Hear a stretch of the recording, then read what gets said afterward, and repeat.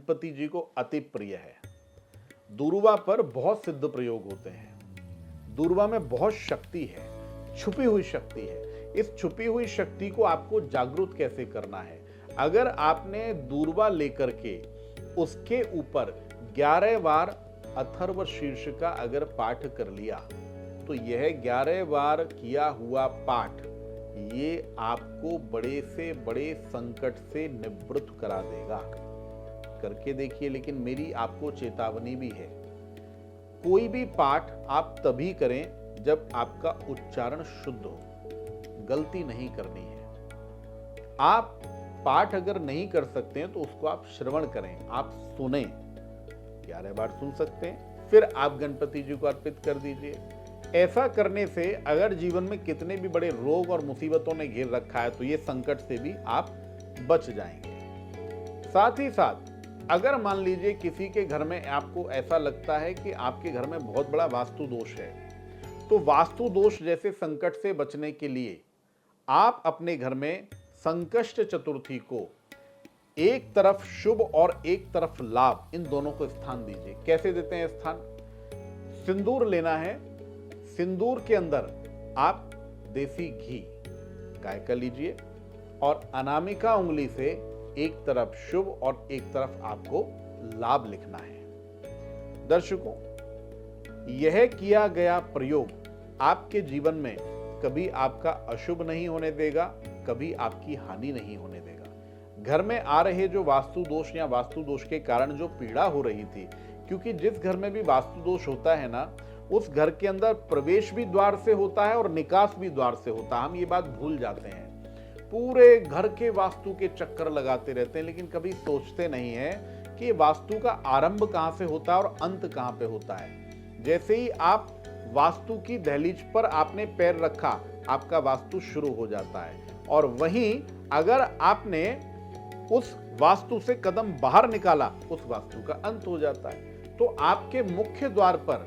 आपको इस वास्तु का पूरा सार मिल गया है। ये उपाय संकष्ट चतुर्थी के दिन अवश्य करें।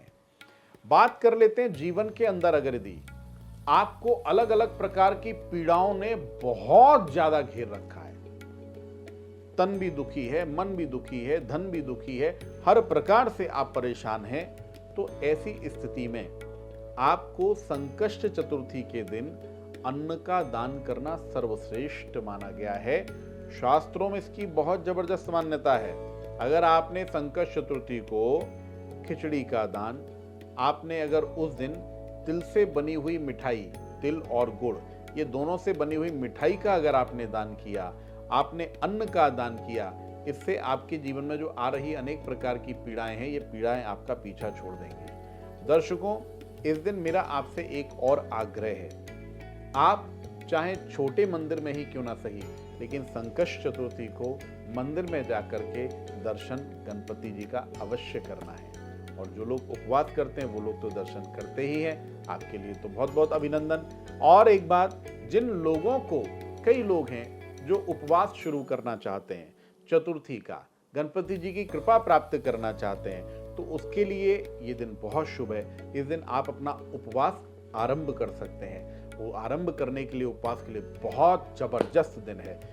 दर्शकों, अंत में एक ही बात कहूंगा, आपने देखा होगा गणपति जी महाराज की कृपा जिसके ऊपर भी हुई है वो आदमी माला माल रहा है।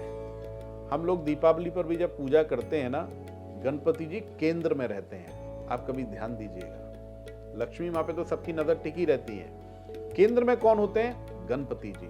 जब आपके घर में कोई पूजा हो, कोई पाठ हो, कोई अनुष्ठान हो, कोई भी किसी प्रकार का शुभ कार्य हो, स्थान उनका कहां होता है? नंबर 1 पर। तो जीवन में अगर आप भी नंबर 1 बनना चाहते हो तो ये संकष्ट चतुर्थी का दिन मात्र एक ऐसा दिन है। इस दिन आपको बताए हुए उपायों को करके आप जीवन में नंबर 1 बन सकते हैं। तो अगर आपको जीवन में नंबर 1 बनना है तो गणेश चतुर्थी, संकष्ट गणेश चतुर्थी को ये उपाय करना भूलिएगा मत। ओम श्री महादिव्यै नमः। संकष्ट चतुर्थी की आपको पुनः बहुत बहुत शुभकामनाएं।